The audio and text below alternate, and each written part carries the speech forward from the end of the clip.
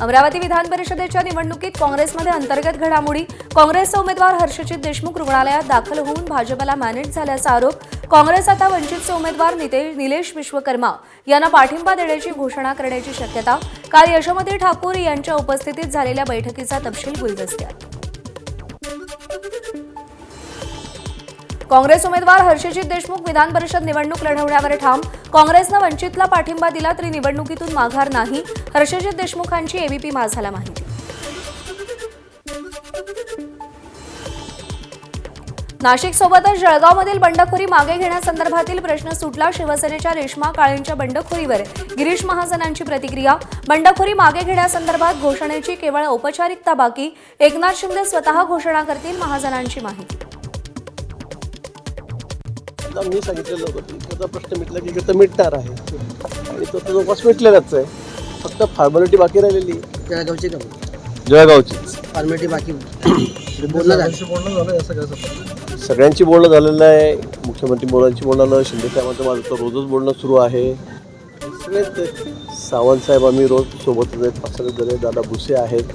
उत्तर महाराष्ट्रामध्ये 2 जागा आहेत, जळगाव आणि नाशिक, दोन्ही क्लिअर झालेले आहेत। जळगाव विधान परिषद निवडणुकीच्या पार्श्वभूमीवर गिरीश महाजनांच्या उपस्थितीत भाजपची तब्बल 2 तास बैठक। भाजपचे उमेदवार नंदकिशोर महाजन यांच्यासह दोन्ही आमदार उपस्थित। महाजनांनी प्रचाराचा आढावा घेतल्याची माहिती।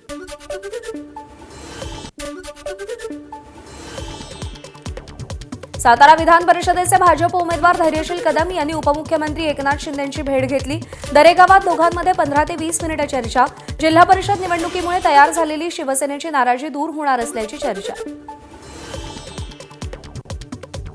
महायुतीच्या वतीनं निवडणूक लढवत असताना भारतीय जनता पार्टी असेल, शिवसेना असेल, राष्ट्रवादी काँग्रेस पक्ष, अजित पवार गट असेल आणि महायुतीतील सर्व पक्ष यांनी ताकदीनं ही निवडणूक आणि त्यांची सर्व ताकद माझ्या पाठी उभं केल्याचं त्यांनी स्पष्टपणे सांगितलं आणि या निवडणुकीसाठी त्यांनी भरभरून मला आशीर्वाद दिले।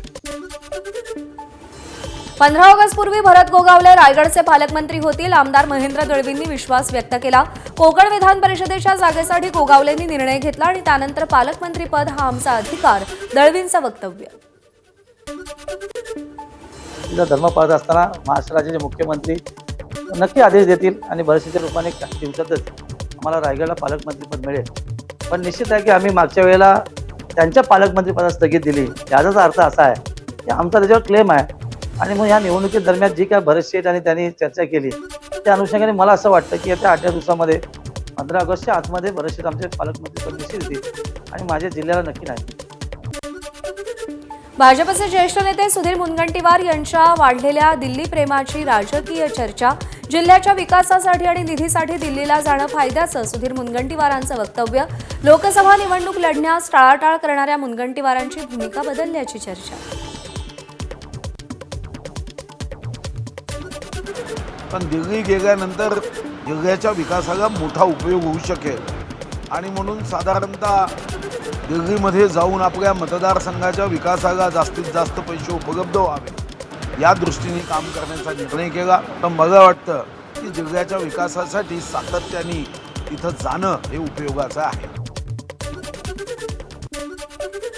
चंद्रपूर महापालिकेत पुन्हा काँग्रेसच्या धानोरकर आणि वडेट्टीवार गटामध्ये संघर्ष। वडेट्टीवार समर्थक काँग्रेसचे गटनेते राजेश अडूर यांना हटवण्यासाठी धानोरकर गटाच्या हालचाली।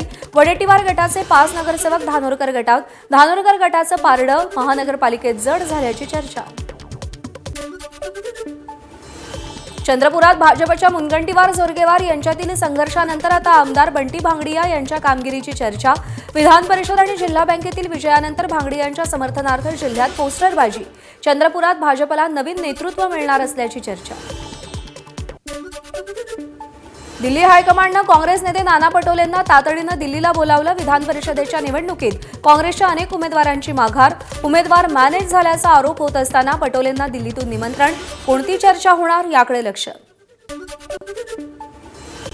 माझं मीटिंग होती पार्लमेंटमध्ये डिपार्टमेंटची, त्यासाठी मी चाललेलो आहोत आणि त्याच्यासाठी मी चाललो आहे, पण एवढा मोठा गाजावाजा कशासाठी होतं तेच मला काही कळलं नाही। आमदार रोहित पवारांचं आज पंढरपुरात अन्नत्याग आंदोलन. शेतकऱ्यांना वाढीव कर्जमाफी देण्याच्या मागणीसाठी आंदोलन. तर आंदोलनाच्या जागेवरून रोहित पवार आणि प्रशासन आमने सामने.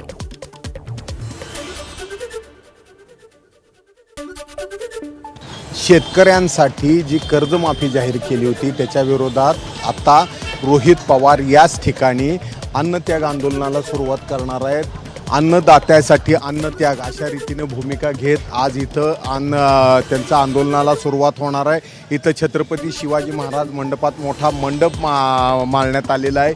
या बाजूला मात्र प्रशासनाने अजूनही या जागेला परवानगी न दिल्यामुळं अजूनही या जागेवर आंदोलन होणार का हा प्रश्नचिन्हच आहे. मोठ्या प्रमाणात पोलीस बंदोबस्त इथंही तैनात करण्यात आलेला आहे आणि जी आंदोलनाची जागा आहे त्या आंदोलनाच्या जागेला चारी बाजूनी अतिशय दणकट असं बॅरिगेटिंग करण्यात आलेलं आहे, ज्याच्यामुळं या गर्दीचा या आंदोलनाचा सर्वसामान्य भाविकांना त्रास होऊ नये ही प्रशासनाची भूमिका आहे. सध्या अधिक महिना चालू आहे, शेवटचे 2 दिवस राहिलेले आहेत आणि हजारोंच्या संख्येने भाविक आणि पर्यटक येत असतात. त्यामुळं या उपोषणाचा आंदोलनाचा फटका भाविकांना पर्यटकांना बसू नये याची खबरदारी सध्या प्रशासनाकडनं घेतली जाते. वास्तविक या जागेवर आंदोलनाला परवानगी न देता दुसऱ्या बाजूची जागा त्यांना सुचवण्यात आली होती.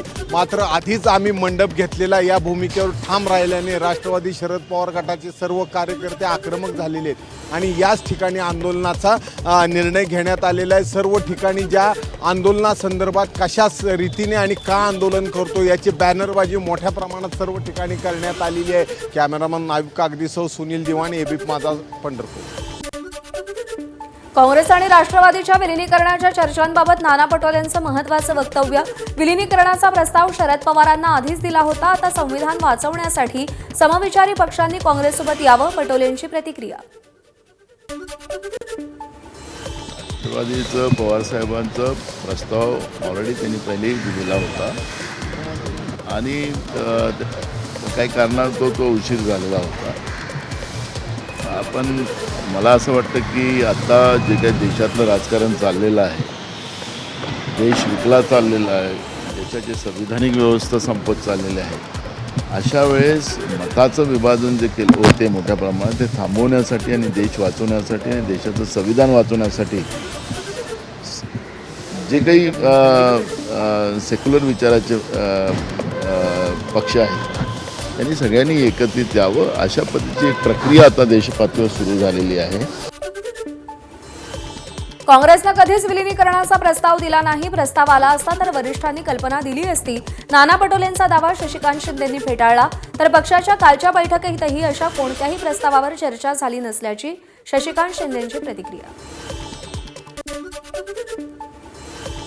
काँग्रेसच्या समविचारी पक्षांनी एकत्र यावं हे संजय राऊतांचं मत. राऊतांनी ते मत व्यक्त केलं. विलिनीकरणाच्या चर्चांवर काँग्रेस प्रदेशाध्यक्ष सपकाळांची प्रतिक्रिया.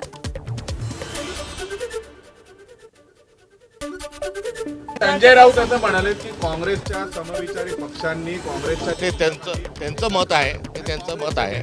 हो त्यांचं ते मत आहे आणि त्यांनी ते व्यक्त केलं आहे. काँग्रेस बुडती नाव, जे या नावेत जातील ते बुडतील. भाजप नेते आणि मंत्री चंद्रकांत पाटलांची प्रतिक्रिया. काँग्रेस पवारांच्या राष्ट्रवादी विलिनीकरणाच्या चर्चांवर चंद्रकांत पाटलांचा टोला. काँग्रेस ही बुडती नाव आहे. त्यात राष्ट्रवादी जर जॉईन व्हायला म्हटली तर सगळे त्या पहिल्या नावेतून शरद पवार नावेतून पळून जातील आणि जो त्यांना चांगला चॉईस आहे ते जातील. सध्या चॉईस BJPचं आहे, मोदीजींचं नेतृत्व आहे, देवेंद्रजींचं नेतृत्व आहे आणि त्यामुळे आगामी 20-25 वर्ष ग्रामपंचायत ते लोकसभा फार काही प्रॉब्लेम दिसत नाही लोकांना. पण लोक विकासाची कामं त्यांची करून घेण्यासाठी, त्यांचं नेतृत्व प्रस्थापित करण्यासाठी काँग्रेस प्रेफर करतील की BJP? अमरावती विधान परिषद निवडणुकीचे अपडेट्स हाती येत आहेत. काँग्रेसकडून वंचित उमेदवार निलेश विश्वकर्मा यांना पाठिंबा देण्यासंदर्भात बैठकांचं सत्र सध्या सुरू आहे. वंचितचे उमेदवार निलेश विश्वकर्मा यांच्यासोबत एक गुप्त बैठक झाल्याचं सूत्रांनी सांगितलंय. वंचितच्या उमेदवाराला पाठिंबा देण्यासंदर्भात आज दुपारपर्यंत निर्णय होण्याची शक्यता आहे. काँग्रेसनं वंचितला पाठिंबा दिला तर हर्षजित देशमुख यांची भूमिका काय असेल हा सवाल आहे. काल रात्री वंचितला पाठिंबा देण्यासंदर्भात काँग्रेसच्या 2 बैठका झाल्याची माहिती मिळतेय.